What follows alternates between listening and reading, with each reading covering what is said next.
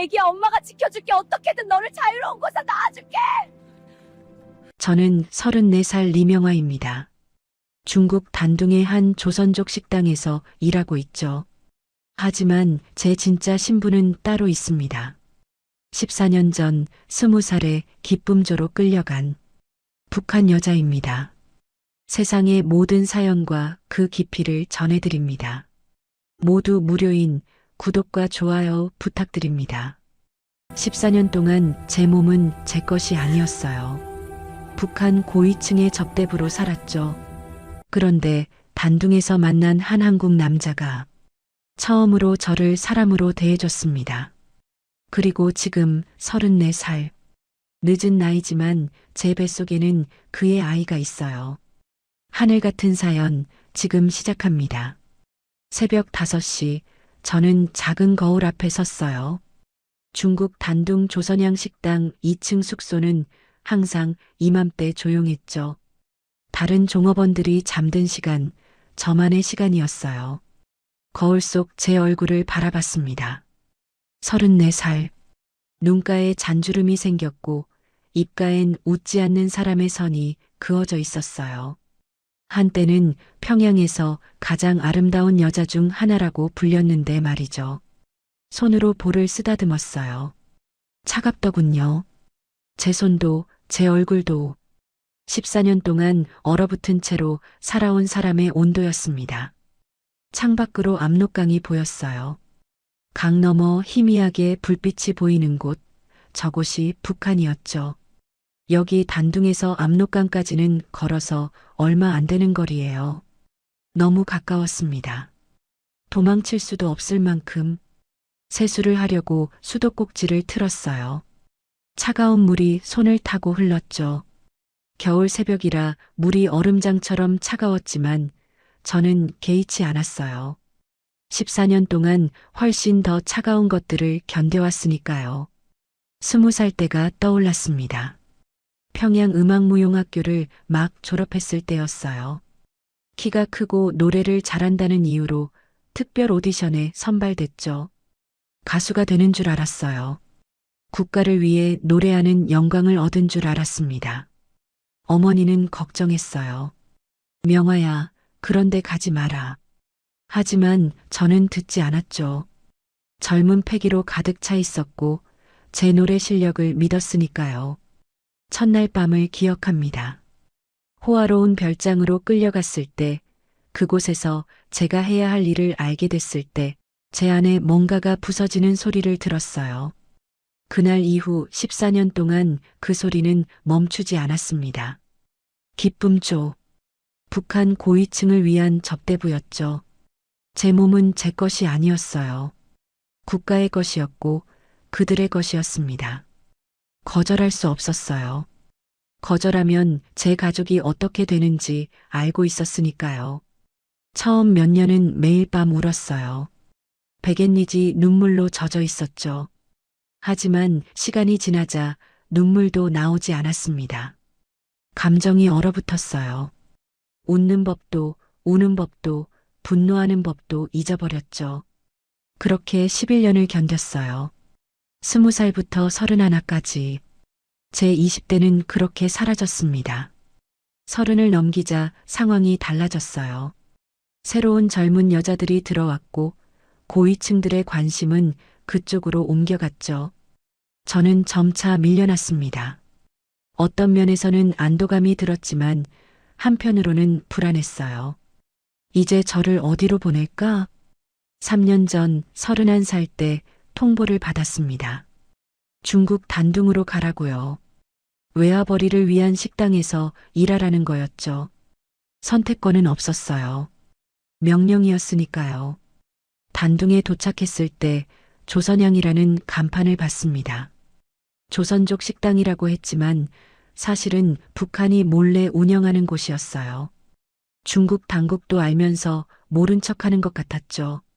지배인 한명숙은 53살의 매서운 여자였어요. 첫날부터 저를 쏘아보더군요. 기쁨조 출신이라며? 여기서 이상한 짓 하지 마.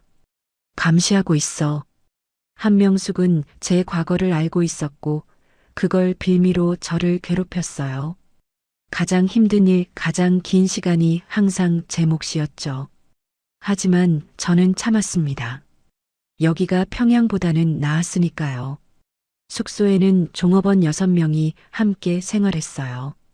모두 북한에서 파견된 사람들이었죠. 나이는 20살부터 30살까지 다양했습니다. 그 중에서 유일하게 마음이 통하는 사람이 리설아였어요. 22살 평양 출신이었죠. 해맑은 웃음을 가진 아이였는데 가끔 제 젊은 시절을 보는 것 같았어요. 설아는 몰래 한국 노래를 듣고 싶어 했습니다. 위험한 일이었지만 저는 그 마음을 이해했어요. 자유를 갈망하는 마음이었으니까요. 언니, 한국은 어떤 곳일까요? 설아가 가끔 물었어요. 저는 대답할 수 없었습니다. 한국에 대해 아는 게 없었고 상상조차 해본 적 없었으니까요. 그저 적국이라고만 배웠죠. 식당 일과는 단조로웠어요. 아침 7시에 일어나 청소하고 점심 준비하고 손님 맞이하고 저녁까지 일하고 밤 11시쯤 되어야 쉴 수 있었죠. 일주일에 하루도 쉬지 못했습니다. 하지만 그 단조로움이 저에게는 안정감을 주기도 했어요. 생각하지 않아도 되는 일상이었으니까요. 과거를 떠올리지 않아도 되는 시간들이었죠. 유일한 즐거움은 손님들 앞에서 노래를 부르는 시간이었어요. 하루에 3번, 점심과 저녁 시간에 북한 전통 노래를 불렀죠. 노래할 때만큼은 잠시 숨을 쉴 수 있었습니다. 제 목소리는 나이가 들면서 더 깊어졌어요. 14년의 아픔이 목소리에 녹아들어 듣는 사람의 가슴을 울리는 힘이 생겼죠. 손님들은 제 노래에 박수를 보냈지만 저는 그저 무표정하게 고개만 숙였습니다. 매일 밤 잠들기 전 거울을 봤어요. 34살 리명화. 기쁨조 출신, 중국 파견 종업원. 이게 제 전부였습니다. 꿈이 뭐냐고 누가 물으면 대답할 수 없었어요. 14년 동안 꿈 같은 건 생각해 본 적이 없었으니까요. 살아남는 것, 그게 전부였습니다. 그런데 그날 모든 게 바뀌기 시작했어요. 평범한 점심시간이었어요. 손님들이 삼삼오오 들어와 자리에 앉았죠. 저는 늘 하던 대로 물을 따르고 메뉴판을 건넸습니다. 문이 열리고 한 남자가 들어왔어요. 40살쯤 되어 보이는 한국 사람이었죠. 회색 정장을 입고 있었고 혼자였습니다. 다른 한국 손님들과는 달랐어요. 시끄럽게 떠들지도 않고 술에 취하지도 않았죠. 조용히 자리에 앉아 메뉴판을 봤습니다. 제가 다가갔어요. 어서 오세요. 주문하시겠어요? 남자가 고개를 들어 저를 봤습니다. 그 눈빛이 달랐어요. 14년 동안 수없이 많은 남자들을 봤지만 이런 눈빛은 처음이었죠. 호기심도 욕망도 아니었어요. 그저 한 사람을 바라보는 눈빛이었습니다. 냉면 주세요. 그가 말했어요. 저는 고개를 끄덕이고 주방으로 갔습니다. 하지만 이상하게 가슴이 두근거렸어요. 왜 그랬을까요? 그냥 평범한 손님인데. 점심을 마친 후 제가 노래를 불렀어요. 저는 한국을 잘 모르지만 한국 사람들이 좋아하는 노래, 그리고 늘 부르던 노래, 그 노래는 바로 아리랑이었죠. 노래하는 동안 저는 그 남자가 저를 바라보는 걸 느꼈습니다. 노래가 끝나자 그가 박수를 쳤어요. 다른 손님들보다 길게 진심을 담아서요. 식사를 마치고 나가면서 그가 말했습니다. 목소리가 정말 아름답네요. 저는 어색하게 웃었어요. 34살 종업원에게 건네는 칭찬이 낯설었으니까요. 아니, 진심 어린 칭찬 자체가 14년 만이었던 거죠. 그날 밤 잠이 오지 않았습니다. 계속 그 남자의 눈빛이 떠올랐어요. 그리고 그 한마디. 목소리가 정말 아름답네요. 14년 만에 처음으로 제 안에 얼어붙었던 뭔가가 조금 움직이는 느낌이었습니다. 그 남자는 다음 주에 또 왔어요. 같은 점심시간, 같은 회색 정장이었죠. 역시 혼자였고 조용히 들어와 창가 자리에 앉았습니다. 제 심장이 조금 빨리 뛰었어요. 왜 그랬을까요? 그냥 손님일 뿐인데. 어서 오세요. 제가 다가가 인사했습니다. 그가 고개를 들어 저를 봤어요. 그리고 미소 지었죠. 환한 미소는 아니었어요. 조용하고 따뜻한 미소였습니다. 또 왔네요. 지난주 냉면이 정말 맛있었거든요. 저는 고개를 끄덕이고 주문을 받았어요.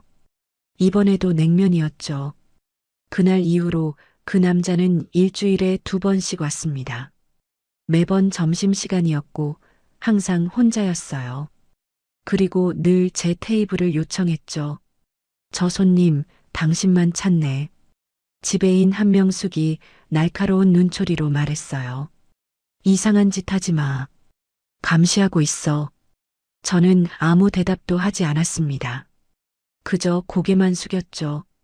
하지만 마음속으로는 두근거렸어요. 14년 만에 처음 느끼는 감정이었습니다. 한 달쯤 지났을 때였어요. 그 남자가 식사를 마치고 조용히 말했습니다. 이름이 뭐예요? 저는 당황했어요. 손님들이 제 이름을 물어본 적은 거의 없었으니까요. 리명화입니다. 명화 씨. 그가 제 이름을 불렀어요. 좋은 이름이네요. 발글명의 꽃 화잖아요. 제 이름의 뜻을 아는 한국 사람이라니. 저는 놀랐지만 표정을 숨겼어요. 감사합니다. 저는 강민수예요. 민수라고 불러주세요. 민수. 그의 이름을 알게 된 순간 뭔가 달라진 느낌이었어요. 다음 주 민수가 또 왔을 때 조심스럽게 대화가 시작됐어요. 명아 씨는 어디 출신이에요? 평양입니다. 평양이요? 음악의 도시죠. 명아 씨 목소리를 들으면 그게 느껴져요. 저는 놀랐어요. 평양을 음악의 도시라고 표현하는 한국 사람이라니. 민수 씨는 무슨 일 하세요? 무역 일해요. 단둥이랑 서울을 오가면서 일하죠. 서울. 그곳이 한국의 수도라는 건 알고 있었어요. 하지만 어떤 곳인지는 상상조차 할 수 없었죠. 서울은 어떤 곳인가요? 민수의 눈빛이 부드러워졌어요. 바쁘고 복잡한 곳이에요. 하지만 자유로운 곳이기도 하죠. 사람들이 각자 원하는 대로 살 수 있는 곳이에요. 자유. 그 단어가 제 가슴에 박혔습니다. 몇 주가 지나면서 우리는 조금씩 더 이야기를 나눴어요. 물론 아주 조심스럽게요. 한명숙의 감시가 있었으니까요. 민수는 제게 한국에 대해 조금씩 들려줬어요. 서울의 번화한 거리, 자유롭게 드나드는 카페, 원하는 음악을 들을 수 있는 것, 밤늦게까지 켜져 있는 불빛들. 저에게는 모두 동화 같은 이야기였죠. 명아 씨도 언젠가 그런 곳에서 살 수 있으면 좋겠어요. 민수의 말에 저는 쓸쓸하게 웃었어요. 저 같은 사람은요. 불가능한 일이에요. 왜요? 저는 대답할 수 없었습니다. 제 과거를 기쁨조 출신이라는 것을 14년의 상처를 어떻게 설명할 수 있을까요? 어느 날 저녁이었어요. 문을 닫을 시간이 다가오고 있었죠. 민수가 마지막 손님으로 남아 있었어요. 다른 종업원들이 주방에서 정리하는 동안 저는 그의 테이블로 다가갔습니다. 민수 씨, 곧 문 닫아요. 그가 고개를 끄덕였어요. 그런데 일어서면서 작은 봉투를 제 손에 쥐어줬습니다. 이거 명아 씨께 드리고 싶었어요. 저는 당황해서 손을 뒤로 뺐어요. 안 돼요. 받을 수 없어요. 괜찮아요. 아주 작은 거예요. 화장실에서 열어보세요. 그가 나간 후 저는 봉투를 주머니에 넣고 화장실로 갔어요. 손이 떨렸습니다. 봉투를 열었죠. 안에는 작은 은팔찌가 들어 있었어요. 화려하지 않았어요. 얇은 은으로 만든 단순한 팔찌였죠. 하지만 제게는 14년 만에 처음 받는 선물이었습니다. 누군가 저를 생각해서 저를 위해서 준비한 선물. 눈물이 났어요. 화장실 거울 앞에서 저는 한참을 울었습니다. 그날 밤 숙소로 돌아와서도 잠이 오지 않았어요. 팔찌를 손에 쥐고 계속 바라봤죠. 낮에는 절대 착용할 수 없었어요. 한명숙이 보면 큰일 나니까요. 하지만 밤에 혼자 있을 때면 몰래 꺼내서 팔에 끼고 거울을 봤습니다. 팔찌를 낀 제 모습이 낯설었어요. 마치 다른 사람 같았죠. 언니, 무슨 일 있어요? 설아가 조심스럽게 물었어요. 요즘 표정이 달라 보여요. 아니야, 아무 일도 없어. 하지만 설아는 제 눈을 똑바로 바라봤어요. 혹시 그 한국 손님이요? 제 얼굴이 빨개졌습니다. 들켰구나. 설아야, 제발 아무한테도 말하지 마. 설아는 제 손을 잡았어요. 언니, 조심해요. 우리는 자유롭지 않잖아요. 그 말이 맞았어요. 우리는 자유롭지 않았죠. 하지만 이미 제 마음 한구석에는 작은 불씨가 생긴 뒤였습니다. 다음 주 민수가 왔을 때 저는 조심스럽게 다가갔어요. 민수 씨, 그거 감사해요. 하지만 너무 위험해요. 알아요. 하지만 명아 씨가 조금이라도 행복했으면 해서요. 행복. 그 단어를 들은 게 얼마만인지 모르겠어요. 제가 행복할 수 있을까요? 민수가 제 눈을 똑바로 바라봤습니다. 당연하죠. 명아 씨도 행복할 자격이 있어요. 과거가 뭐든 지금이 어디든. 그 말에 제 가슴이 뜨거워졌어요. 어느 날 저녁 민수가 속삭였습니다. 명아 씨, 내일 오후에 시간 있어요? 잠깐만 만날 수 있을까요? 어디서요? 식당에서 조금 떨어진 곳에 작은 공원이 있어요. 거기서 잠깐만요. 저는 고민했어요. 너무 위험했죠. 하지만 알겠어요. 다음 날 오후 저는 쓰레기를 버린다는 핑계로 밖에 나갔어요. 공원은 가까웠어요. 민수가 벤치에 앉아 있었죠. 와주셔서 감사해요. 우리는 나란히 앉았습니다. 한참 동안 아무 말도 하지 않았어요. 명아 씨, 민수가 조용히 말했어요. 명아 씨가 좋아요. 제 심장이 멈추는 것 같았어요. 저는 대답 안 해도 돼요. 그냥 제 마음을 알아주셨으면 해서요. 저는 눈물이 날 것 같았어요. 민수 씨는 저에 대해 아무것도 몰라요. 제 과거를, 제가 어떤 사람인지 알고 싶어요. 천천히 명아 씨가 말하고 싶을 때 들려주세요. 그날 저는 처음으로 깨달았어요. 14년 만에 처음으로 누군가 저를 한 사람으로 봐주고 있다는 것을. 숙소로 돌아오는 길, 제 발걸음은 가벼웠습니다. 34살 이명아. 얼어붙었던 제 마음에 작은 봄이 찾아오고 있었어요. 그날 오후부터 하늘이 어두워지기 시작했어요. 단둥의 여름 장마철이었죠. 구름이 낮게 깔리더니 곧 굵은 빗방울이 떨어지기 시작했습니다. 저녁 무렵에는 폭우가 쏟아졌어요. 천둥이 치고 번개가 번쩍였죠. 손님들이 거의 오지 않았습니다. 오늘은 일찍 닫자. 한명숙이 말했어요.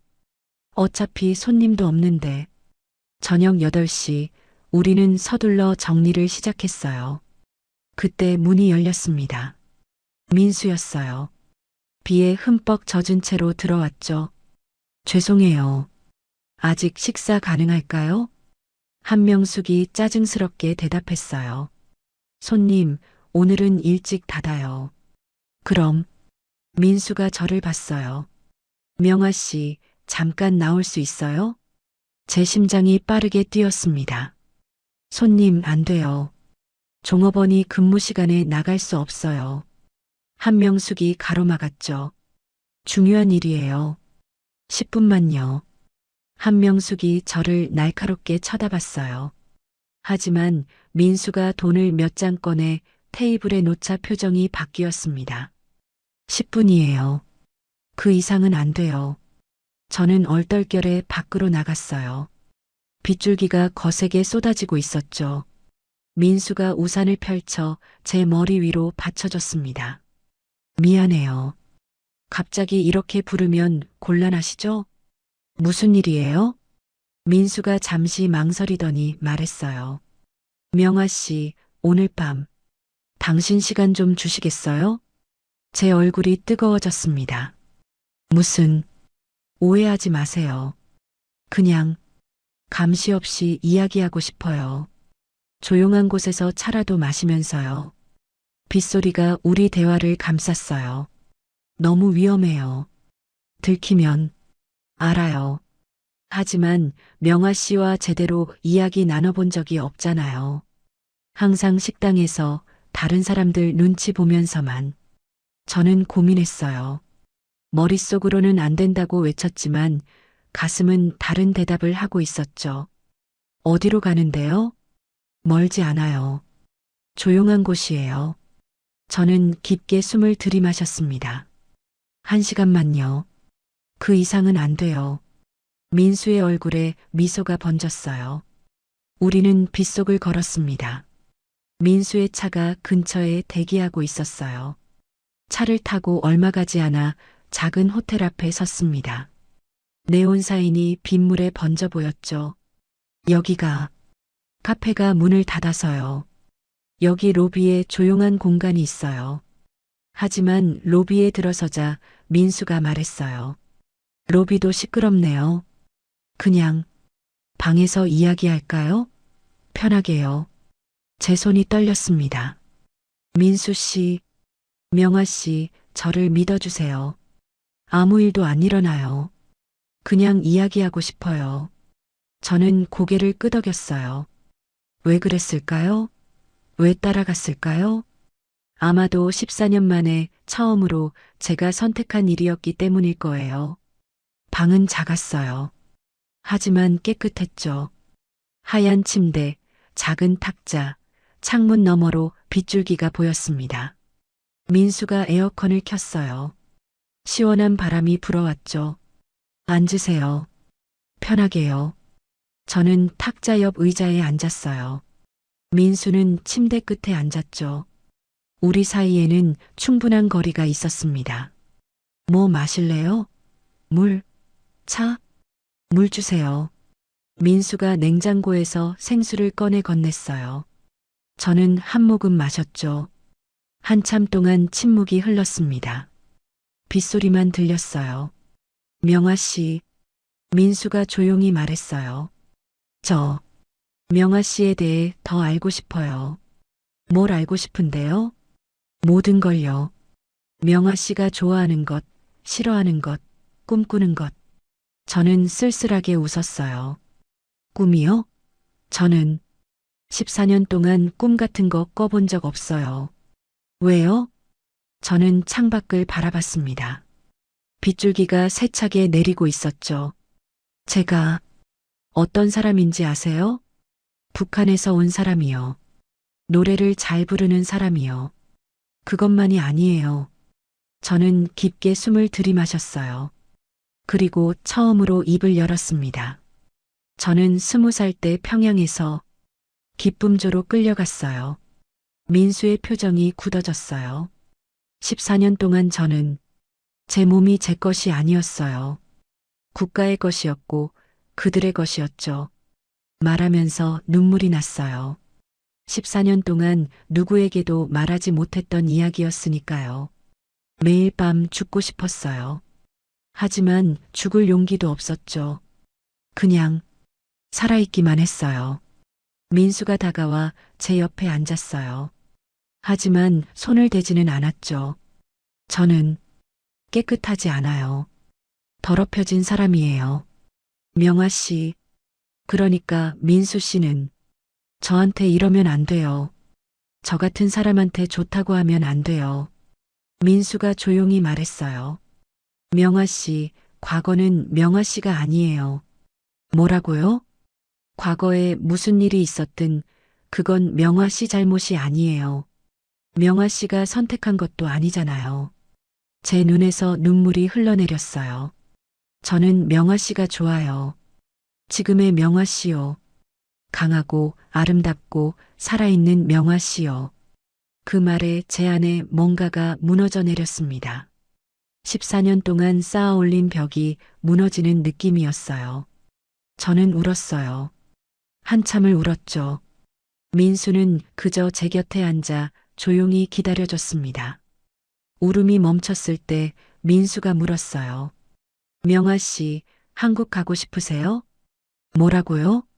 한국에 가면 자유로워질 수 있어요. 명아 씨가 원하는 대로 살 수 있어요. 불가능해요. 제가 도와드릴게요. 저는 고개를 저었어요. 민수 씨는 모르세요. 얼마나 위험한지. 그리고 저는 이미 34살이에요. 너무 늦었어요. 늦지 않았어요. 민수가 제 손을 잡았어요. 처음으로요. 따뜻했습니다. 그의 손이. 명아 씨, 천천히 생각해봐요. 제가 기다릴게요. 창밖에서 천둥이 쳤어요. 번개가 번쩍였죠. 우리는 서로를 바라봤습니다. 그리고 그 순간 14년 동안 얼어붙었던 제 안에 뭔가가 녹아내렸어요. 민수 씨가 천천히 다가왔어요. 저는 눈을 감았죠. 그의 입술이 제 이마에 닿았습니다. 부드럽게요. 명아 씨, 괜찮아요? 저는 고개를 끄덕였어요. 그날 밤 처음으로 제가 원해서 누군가와 함께였습니다. 억눌렸던 저의 욕망이 되살아나기 시작했죠. 블라인드가 내려졌어요. 빗소리만 고요히 들리고 새벽이 밝아올 때 저는 눈을 떴어요. 민수 씨가 옆에서 자고 있었죠. 평화로운 얼굴이었습니다. 저는 조용히 그의 얼굴을 바라봤어요. 14년 만에 처음으로 행복하다는 느낌이 들었습니다. 제 인생이 다시 시작된 것 같았어요. 34살 늦었지만 아직 늦지 않았다는 생각이 들었습니다. 그날 이후 모든 게 달라졌어요. 식당 일은 똑같았지만 제 마음은 달랐죠. 아침에 일어나면 가슴이 두근거렸고 민수를 만날 생각에 입가에 미소가 지어졌습니다. 설아가 제일 먼저 눈치챘어요. 언니, 요즘 달라 보여요. 뭔가 밝아졌어요. 저는 부인하려 했지만 소용없었죠. 거울을 볼 때마다 제 얼굴이 예전과 다르다는 걸 알 수 있었으니까요. 민수는 여전히 일주일에 2번씩 식당에 왔어요. 하지만 이제는 그 이상이었죠. 어느 날 저녁 민수가 작은 상자를 건넸습니다. 쓰레기를 버리러 나간다는 핑계로 밖에서 만났을 때였어요. 이게 뭐예요? 열어봐요. 상자 안에는 작은 휴대폰이 들어 있었어요. 중국 유심칩이 꽂혀 있었죠. 이건 제 번호 저장되어 있어요.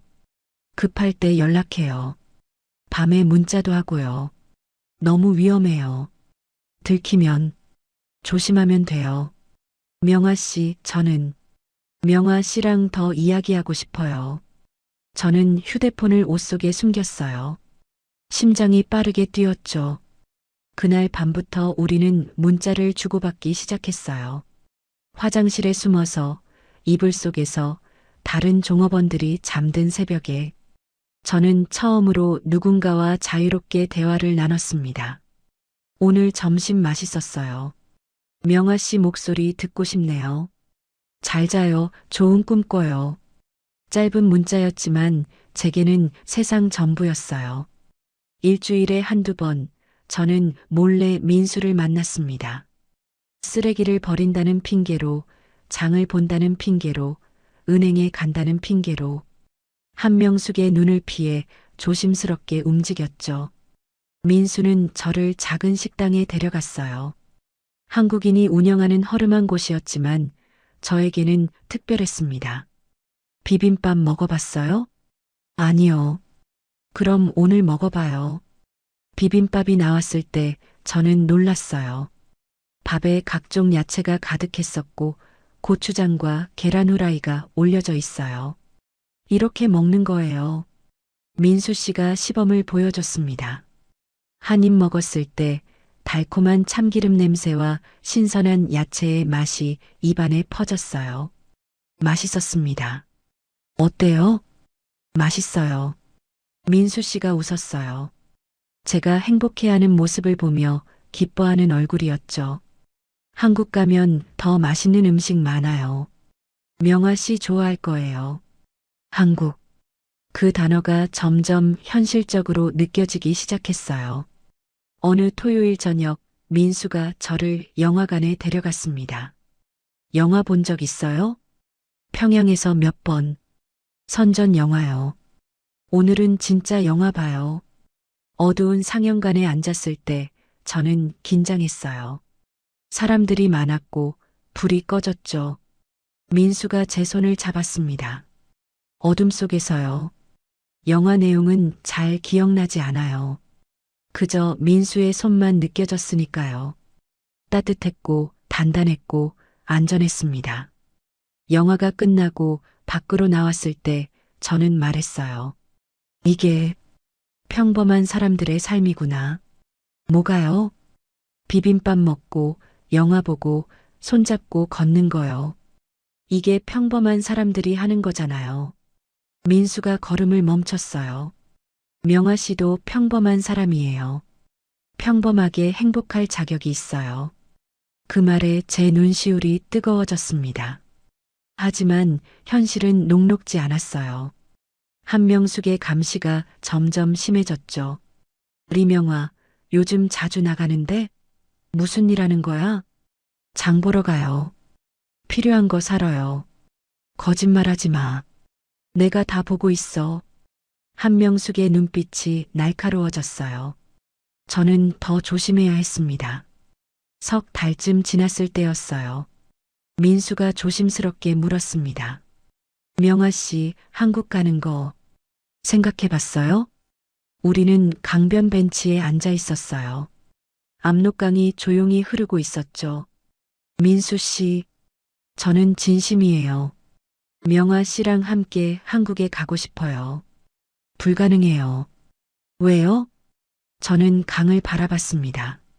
제가 여기를 떠나면 평양에 있는 제 가족들이 어떻게 될지 알아요? 알아요. 하지만 어머니, 동생, 그들은 정치범 수용소로 갈 거예요. 제 때문에요. 민수가 제 손을 잡았어요.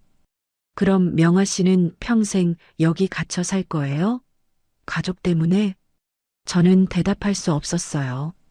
명아 씨 인생도 소중해요. 명아 씨 행복도 중요해요. 하지만 천천히 생각해요. 제가 기다릴게요. 그날 밤 숙소로 돌아왔을 때 저는 한참을 고민했어요. 한국, 자유, 행복. 하지만 그 대가로 제 가족들이 고통받는다면? 며칠 후 또 다른 일이 생겼어요. 아침에 일어났을 때 속이 메스꺼웠어요. 화장실로 달려가 토했죠. 언니 괜찮아요? 설아가 걱정스럽게 물었습니다. 응, 괜찮아. 그냥 체한 것 같아. 하지만 그 다음 날도 같은 증상이 계속됐어요. 그리고 어느 날 아침 깨달았습니다. 생리가 멈췄다는 것을요. 제 손이 떨렸어요. 혹시, 설마, 민수에게 문자를 보냈습니다. 급히 만나야 해요. 그날 저녁 우리는 강변에서 만났어요. 무슨 일이에요?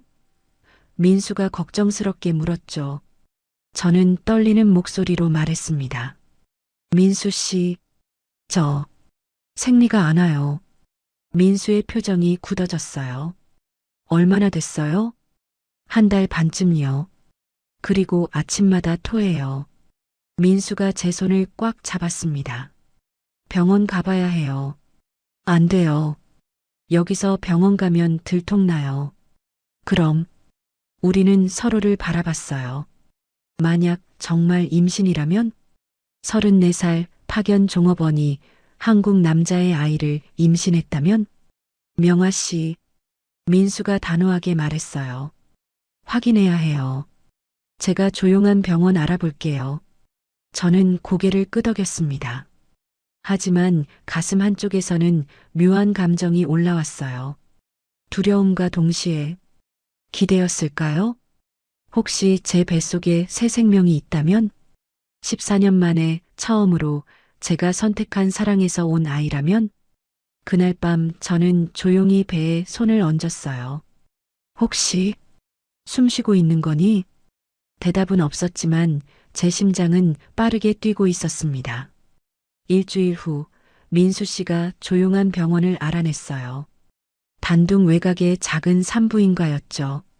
한국인이 운영하는 곳이라 안전하다고 했습니다. 명아 씨, 내일 오후에 갈 수 있어요? 어떻게 나가요? 한명숙이 장 본다고 하세요. 제가 근처에서 기다릴게요. 다음 날 오후 저는 떨리는 손으로 장바구니를 들었어요. 장 보러 가요. 한명숙에게 말했죠. 한명숙이 의심스러운 눈으로 저를 봤지만 허락했어요. 설아도 함께 가라고 했습니다. 감시용이었죠. 설아야 미안한데 혼자 갔다 올 수 있을까? 설아가 제 얼굴을 봤어요. 그리고 조용히 말했죠. 언니 조심해요. 1시간 안에 돌아와야 해요. 고마워. 민수 씨의 차가 모퉁이에 대기하고 있었어요. 저는 재빨리 올라탔습니다. 긴장하지 마세요. 괜찮을 거예요. 하지만 제 손은 계속 떨렸어요. 병원은 조용했어요. 환자가 많지 않았죠. 민수 씨가 미리 예약을 해놨던 것 같았어요. 의사가 우리를 진료실로 안내했습니다. 40살쯤 되어 보이는 여자 의사였어요. 친절한 얼굴이었죠. 앉으세요. 증상이 어떠세요? 저는 떨리는 목소리로 말했어요. 생리가 1달 반쯤 안 왔어요. 그리고 아침마다 토해요. 의사가 고개를 끄덕이며 검사를 시작했어요. 초음파 검사를 했습니다. 차가운 젤이 배에 발라졌고 기계가 배를 훑고 지나갔죠. 의사가 화면을 가리켰어요. 여기 보이세요? 이게 아기예요. 제 심장이 멎는 것 같았어요. 화면 속에 작은 점이 보였습니다. 아주 작은 하지만 분명히 움직이는 점. 임신 8주입니다. 축하드려요. 의사의 말이 들렸지만 저는 화면만 바라봤어요. 저 안에 생명이 있어요. 다만 의사가 조심스럽게 말했습니다. 나이가 34살이시죠? 조심하셔야 될 나이세요. 제 가슴이 철렁했어요. 위험한가요? 건강하시면 괜찮아요. 하지만 관리를 잘 하셔야 해요. 정기 검진도 중요하고요. 민수 씨가 제 손을 잡았어요. 괜찮아요. 제가 도와드릴게요. 병원을 나왔을 때 저는 멍한 상태였어요. 민수 씨의 차 안에 앉아서도 한참 아무 말도 못했죠. 명아 씨, 민수 씨가 조용히 불렀어요. 네, 우리 아기예요. 그 말에 눈물이 났어요. 민수 씨, 저는 34살이에요. 늦은 나이예요. 보통 저희 나라 사람들은 일찍 결혼해서 일찍 아기를 낳아요.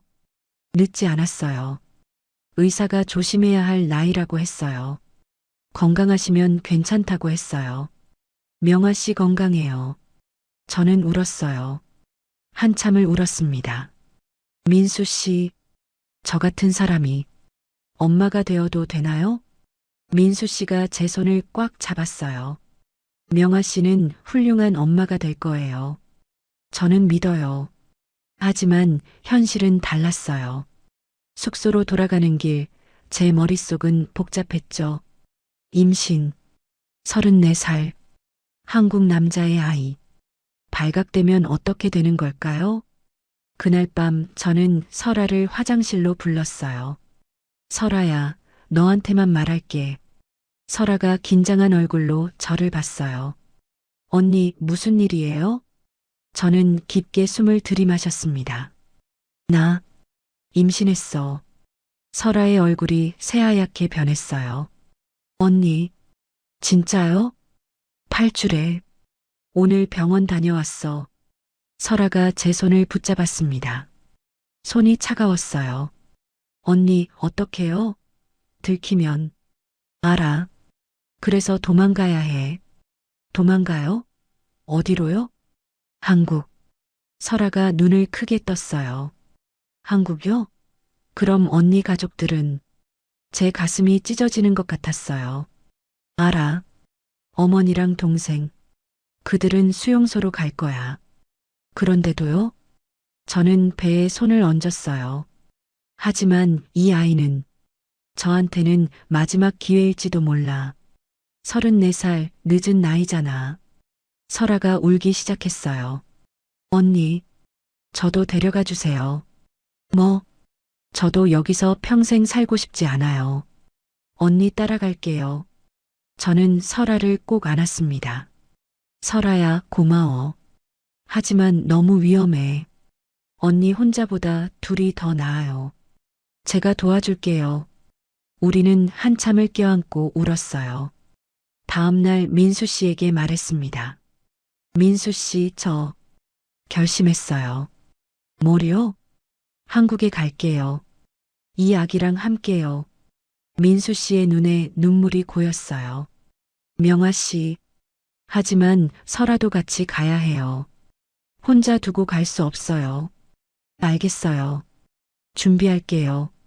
언제 떠나야 해요? 민수 씨가 진지하게 말했어요. 빠를수록 좋아요.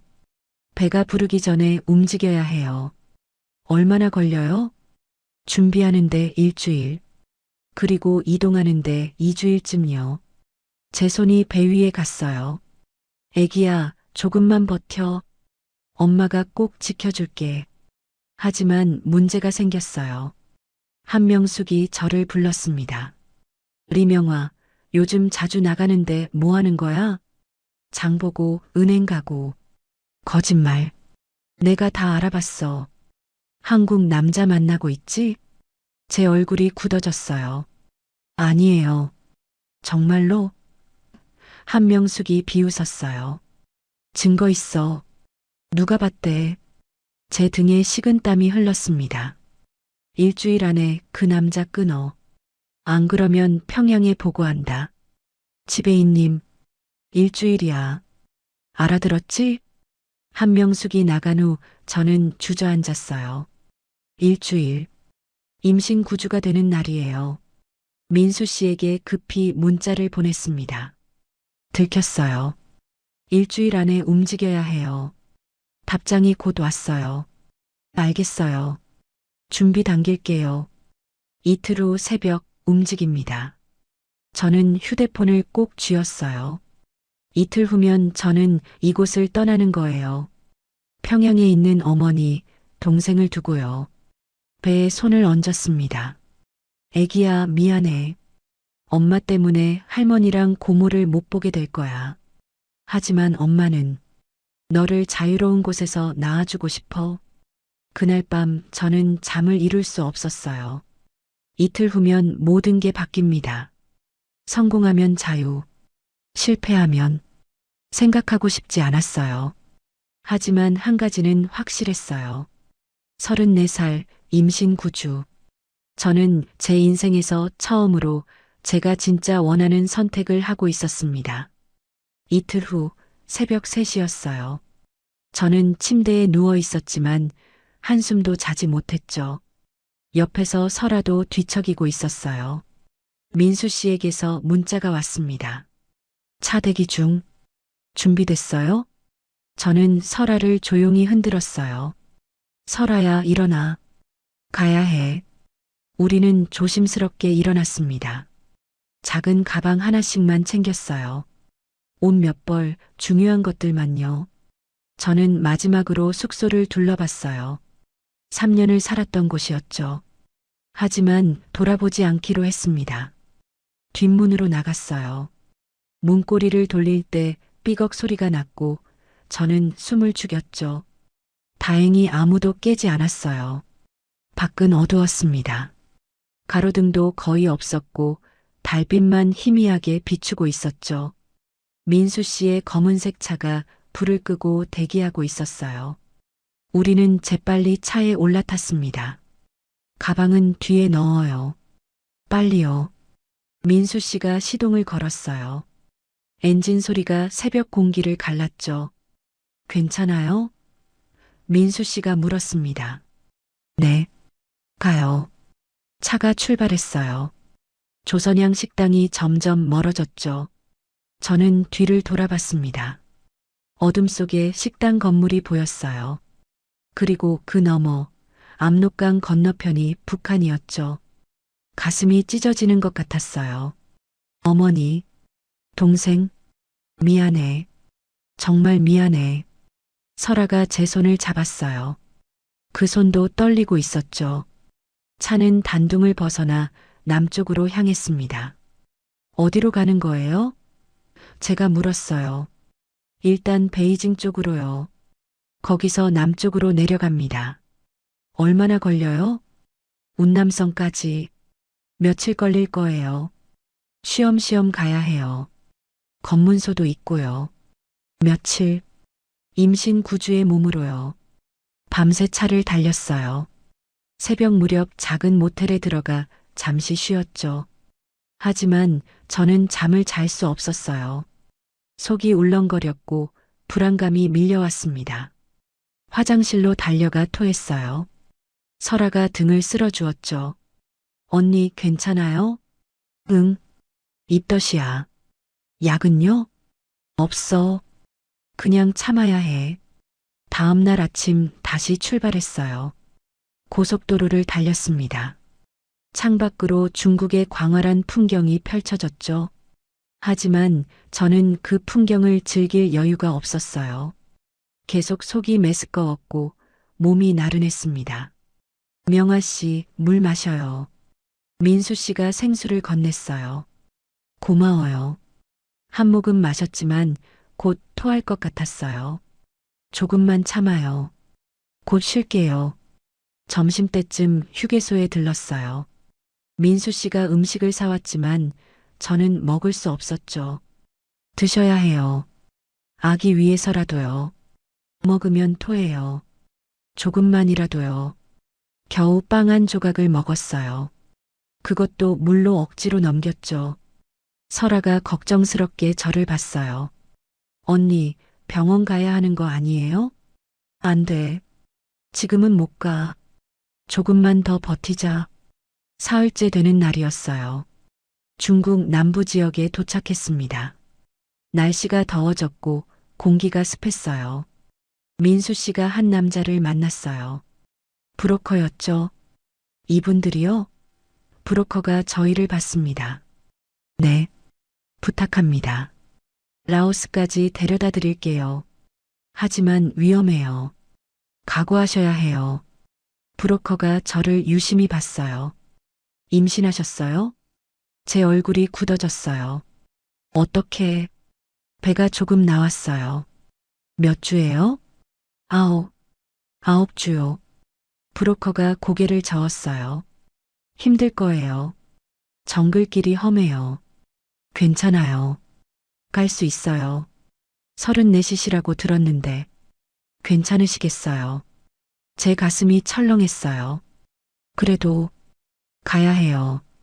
브로커가 한숨을 쉬었어요. 알겠어요. 하지만 제 말 잘 들으셔야 해요. 안 그러면 다 죽어요. 그날 밤 우리는 운남성 국경지대에 도착했어요. 숙소도 아니었어요. 그냥 폐가 같은 곳이었죠. 여기서 하룻밤 쉬고 내일 밤에 국경 넘어요. 바닥에 이불을 깔고 누웠어요. 딱딱했고 차가웠죠. 하지만 너무 피곤해서 곧 잠이 들었습니다. 다음 날 밤 움직였어요. 브로커 외에 안내인 2명이 더 있었어요. 모두 중국인이었죠. 불 끄고 가요. 조용히요. 우리는 어둠 속을 걸었습니다. 정글이었어요. 나무가 우거지고 땅이 질퍽했죠.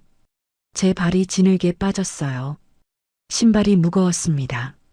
언니 괜찮아요? 설아가 제 팔을 잡았어요.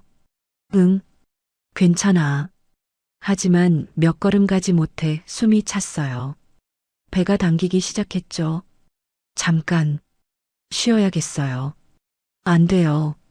여기서 멈추면 위험해요. 브로커가 말했어요. 하지만 조금만 더 가요. 강까지만요. 저는 이를 악물고 걸었어요. 애기야, 엄마랑 같이 버텨줘. 조금만 더야. 1시간쯤 걸었을 때 강소리가 들렸어요. 저기 강이에요. 저거 건너면 라오스예요. 강은 넓지 않았지만 물살이 새 보였어요. 고무보트 타요. 빨리요. 작은 고무보트에 올라탔습니다. 5명이 타니까 배가 가라앉을 것 같았어요. 안내인이 노를 저었어요. 물살에 배가 흔들렸죠. 저는 배를 꽉 움켜쥐었습니다. 물이 튀어 얼굴에 닿았어요. 제발, 제발 무사히. 10분쯤 지났을 때 반대편 강둑에 닿았어요. 라오스예요. 성공했어요. 저는 안도의 한숨을 쉬었어요. 하지만 끝이 아니었죠. 여기서 차 타고 태국 국경까지 가요. 내일 아침이면 도착해요. 낡은 벤에 올라탔어요. 비좁았고 냄새가 났죠. 하룻밤을 달렸습니다. 저는 계속 토했어요. 설아가 비닐봉지를 건넸죠. 언니, 조금만 더 버텨요. 응, 거의 다 왔어. 다음 날 아침 태국 국경이 보였어요. 저기 검문소 지나면 태국이에요. 가짜 서류 있으니까 걱정 마세요. 브로커가 서류를 나눠줬어요. 우리는 검문소로 다가갔습니다. 경찰이 서류를 확인했어요. 제 심장이 터질 듯이 뛰었죠. 그런데 경찰이 무전기를 들었어요. 그리고 우리를 쳐다봤습니다. 내려요. 전부 내리세요. 제 얼굴이 하얗게 질렸어요. 뭐? 무슨? 순식간에 경찰들이 우리를 둘러쌌습니다. 북한 도주자 맞죠? 체포합니다. 민수 씨가 저를 감쌌어요. 안 돼요. 이 사람은 임신했어요. 하지만 경찰은 들은 척도 안 했어요. 우리는 경찰차에 태워졌습니다. 저는 민수 씨의 손을 꽉 잡았어요. 설아는 울고 있었죠. 애기야, 미안해. 엄마가 모든 게 끝난 것 같았어요. 태국 경찰서 유치장은 차가웠어요. 콘크리트 바닥, 쇠창살, 형광등 불빛. 저는 구석에 웅크리고 앉아 배를 감싸고 있었죠. 설아가 옆에서 떨고 있었어요. 언니, 우리 어떡해요? 저는 대답할 수 없었습니다. 목이 메었어요. 민수 씨는 다른 방에 구금됐다고 했어요. 한국 사람이니까 따로 조사받는다고요. 경찰이 와서 저를 조사실로 데려갔어요. 이름, 리명아요. 북한 사람 맞죠? 저는 고개를 끄덕였어요. 불법 입국이에요. 송환 대상입니다. 제 얼굴이 하얗게 질렸어요. 송환이요? 북한으로요? 그렇죠. 북한 대사관에서 이미 연락 왔어요. 당신들 찾고 있었대요. 제 손이 떨렸습니다. 제발이요. 저 임신했어요. 북한 보내면 저 죽어요. 그건 우리 관할 아니에요. 제발, 한국 대사관에 연락 좀 해주세요. 경찰이 한숨을 쉬었어요. 일단 조사부터 하고요. 유치장으로 돌아왔을 때 저는 주저앉았어요. 설아가 저를 안았죠. 언니 괜찮아요? 설아야. 우리 죽는 거 아니야? 아니에요. 민수 씨가 뭔가 하고 있을 거예요. 하지만 시간이 지날수록 희망은 사라졌어요. 하루가 지났어요. 이틀이 지났어요. 배가 고팠지만 주는 음식을 먹을 수 없었어요. 계속 토했죠. 입덧이 심해졌어요. 아침마다 화장실로 달려가 토했습니다. 임신부예요. 병원 보내주세요. 설아가 경찰에게 소리쳤어요. 조용히 해. 곧 처리될 거야. 처리. 그게 뭘 의미하는지 알고 있었어요. 북한 송환이요. 사흘째 되던 날 민수 씨를 잠깐 볼 수 있었어요. 쇠창살 너머였죠. 손도 잡을 수 없었어요. 명아 씨, 민수 씨의 목소리가 떨렸어요. 민수 씨, 괜찮아요? 아기는요? 모르겠어요. 계속 토하고 배가 당겨요. 민수 씨의 눈에 눈물이 고였어요. 미안해요. 제가 제대로 준비 못해서. 아니에요. 민수 씨 잘못 없어요. 한국 대사관에 연락했어요. 변호사 보낸다고 했어요. 정말요? 명아 씨, 조금만 버텨요. 꼭 구해낼게요. 경찰이 민수 씨를 끌고 갔어요. 저는 쇠창살을 붙잡고 울었습니다. 일주일이 지났어요. 임신 10주 차예요. 배가 조금씩 나오기 시작했죠. 저는 밤마다 배를 쓰다듬었어요.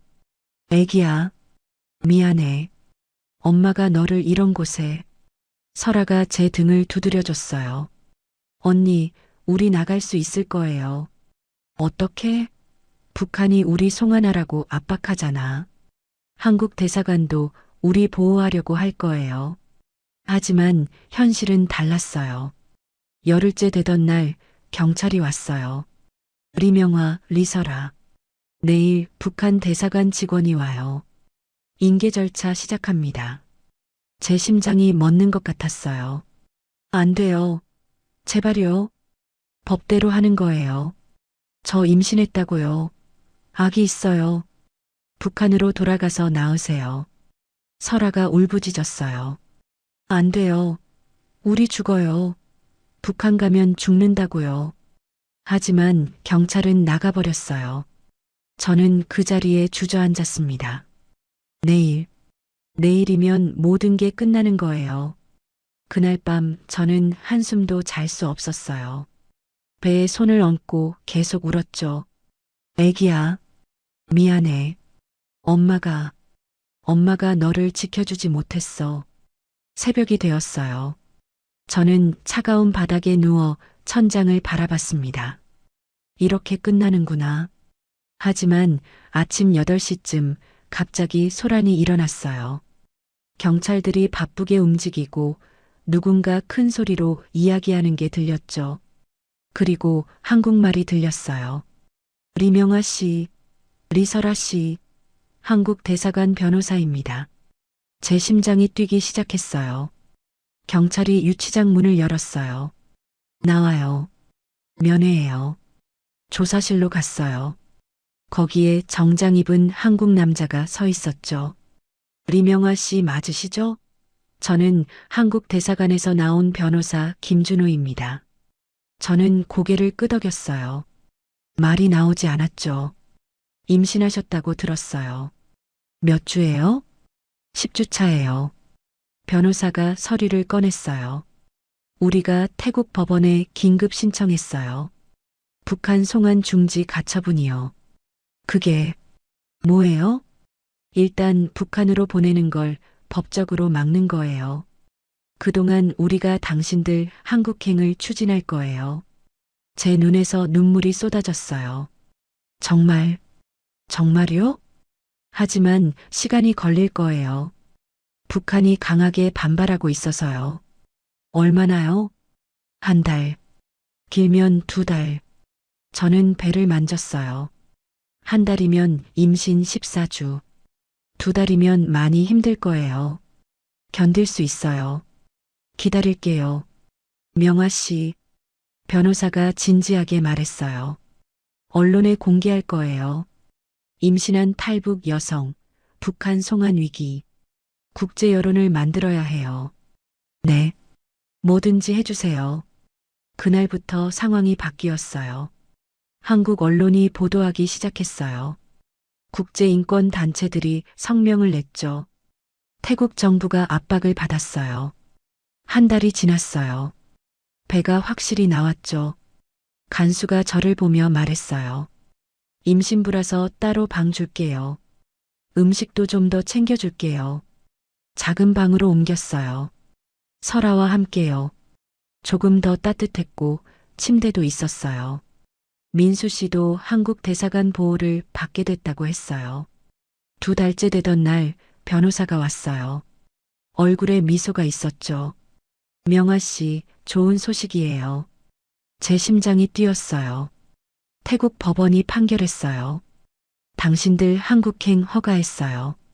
저는 그 자리에서 주저앉아 울었어요. 설아가 저를 안았고 함께 울었죠. 일주일 후 출국이에요. 인천공항으로 가는 거예요. 정말, 정말요? 네.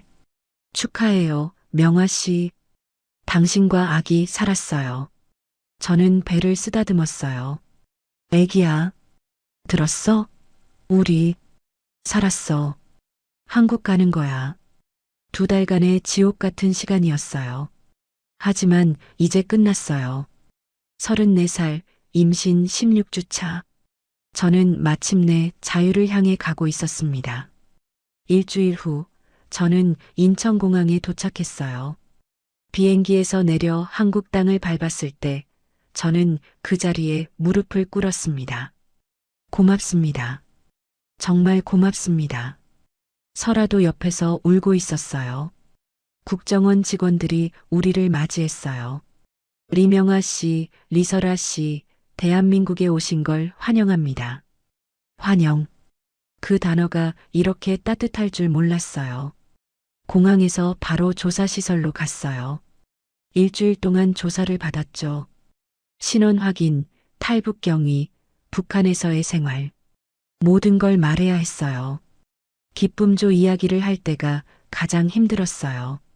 14년의 상처를 다시 꺼내야 했으니까요. 하지만 조사관들은 친절했어요. 힘드시죠? 천천히 말씀하세요. 임신부시니까 무리하지 마시고요. 조사가 끝나고 하나원에 입소했어요. 탈북민 교육시설이었죠. 다른 탈북자들도 많았어요. 그때 제 배는 임신 20주였어요. 확실히 불러 있었죠. 하나원에서 한국 사회 교육을 받았어요. 한국어 표준말, 생활 규칙, 직업 훈련. 하지만 제게 가장 중요한 건 산부인과 검진이었어요. 태아 건강해요. 잘 크고 있어요. 의사가 말했어요. 35살인데 괜찮을까요? 고령 임신이긴 하지만 명아 씨 건강하세요. 잘 관리하면 괜찮아요. 초음파 화면을 볼 때마다 가슴이 뛰었어요. 저 안에 제 아기가 자라고 있었어요. 민수 씨는 태국에서 1달 후에 한국으로 돌아왔다고 했어요. 하나원에 있는 동안에는 만날 수 없었지만 편지를 주고받았죠. 명아 씨, 잘 있어요? 아기도 건강하죠? 빨리 보고 싶어요. 저도 답장을 썼어요. 잘 있어요. 아기도 건강해요. 민수 씨도 건강 챙기세요. 임신 9개월째 하나원 제유병원에서 진통이 시작됐어요. 한밤중이었죠. 배가 찢어질 듯이 아팠어요. 아파. 설아가 간호사를 불렀어요. 병원으로 급히 옮겨졌죠. 진통이 16시간 계속됐어요. 고통스러웠지만 저는 이를 악물고 버텼어요. 조금만 더요. 힘내세요. 의사가 말했어요. 으악. 그리고 마침내 울음소리가 들렸어요. 응애, 응애. 건강한 아들이에요. 축하해요. 간호사가 아기를 제 품에 안겨줬어요. 작고 따뜻한 생명이었어요. 애기야. 우리 애기. 눈물이 쏟아졌어요. 35살에 처음으로 제 아이를 낳았습니다. 이름은 강준우라고 지었어요. 민수 씨 성을 따랐죠. 준우야. 엄마가 너를 지켜냈어.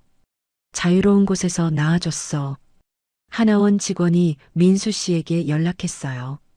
다음 날 민수 씨가 병원으로 달려왔어요. 3달 만에 보는 얼굴이었죠. 민수 씨는 아기를 안고 울었어요. 명아 씨, 고마워요. 정말 고마워요. 민수 씨야말로요. 민수 씨 아니었으면 저희 모녀 여기 없었어요.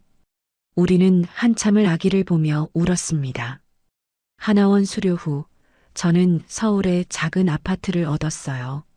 정부 지원으로요. 민수 씨가 보증금을 보태줬어요. 우리 셋이 함께 살아요. 제가 책임질게요. 민수 씨, 명아 씨, 저랑 결혼해 줄래요? 제 심장이 뛰었어요. 하지만 저는 기쁨조 출신이고 35이고 그런 거 중요하지 않아요. 명아 씨와 준우, 그게 제 가족이에요. 하지만 저는 조금 기다리자고 했어요. 준우가 좀 크면요. 제가 한국 생활에 적응하면요. 그때 다시 이야기해요. 민수 씨는 이해해줬어요. 알겠어요. 기다릴게요. 그렇게 시간이 많이 흘렀어요. 저는 준우를 키우며 한국어 공부를 했어요. 나만 억양을 배웠죠. 민수 씨는 매일 퇴근 후 우리 집에 왔어요. 준우를 돌봐주고 저를 도와줬죠. 준우가 6살이 되던 해였어요. 민수 씨가 다시 물었어요. 명아 씨, 이제 결혼할까요? 저는 웃으며 고개를 끄덕였어요. 네, 좋아요. 조촐한 결혼식을 올렸어요. 하객은 많지 않았어요. 설아, 하나원에서 만난 친구들, 민수 씨 회사 동료들, 41살 신부와 48살 신랑이었죠. 늦었지만 행복해요. 제가 말했어요. 늦지 않았어요. 이제 시작이에요. 민수 씨가 웃었어요. 준우가 작은 반지를 들고 뛰어왔어요. 엄마, 아빠, 반지. 우리는 준우를 안고 함께 웃었습니다. 지금 준우는 6살이에요. 유치원에 다니고 친구들과 놀고 행복하게 자라고 있어요. 저는 작은 한국 음식점을 시작했어요. 지금의 남편 민수 씨와 먹었던 비빔밥의 추억으로요. 김치찌개, 된장찌개 등 메인 메뉴 5가지를 더 추가해서 오픈했습니다. 손님들이 좋아해줘요. 사장님 비빔밥 정말 맛있어요. 감사합니다. 가끔 어머니와 동생 생각이 나요. 평양에 계실 그들을 생각하면 가슴이 아파요. 하지만 저는 선택했어요. 준우를 지키기 위해서요. 미안해요, 어머니. 동생아. 그래도 살아야죠. 준우를 위해서, 민수 씨를 위해서, 저 자신을 위해서요. 어제 저녁 준우가 물었어요. 엄마, 나 어디서 왔어? 저는 준우를 안고 말했어요. 엄마 뱃속에서 왔지. 엄마가 너를 지켜서 한국까지 왔어. 엄마 대단해. 아니야. 준우가 엄마를 힘나게 해준 거야. 민수 씨가 우리를 안았어요. 우리 모두 대단해요. 우리는 함께 웃었습니다. 오늘도 저는 평범한 하루를 살아요. 아침에 준우 유치원 보내고 식당 가서 일하고 저녁에 민수 씨와 저녁 먹고 준우 재우고 평범한 일상이에요. 하지만 이 평범함이 얼마나 소중한지 알아요. 34살 늦은 나이에 만난 사랑, 35에 낳은 아기, 41살에 올린 결혼식. 모든 게 늦었지만 그래서 더 소중해요. 여러분, 사랑의 늦은 나이는 없습니다. 출발의 늦은 나이도 없어요. 34살 기쁨조 출신이었던 제가 지금은 누군가의 아내이자 엄마로 살고 있습니다. 지금까지 41살 리명화의 이야기였습니다. 이 이야기가 여러분에게 작은 위로가 되었기를 바랍니다. 늦었다고 생각하는 순간이 가장 빠른 때입니다. 여러분의 구독과 좋아요는 더 많은 이야기를 전하는데 큰 힘이 됩니다. 다음 이야기도 기대해 주세요. 하늘 같은 사연이었습니다. 감사합니다.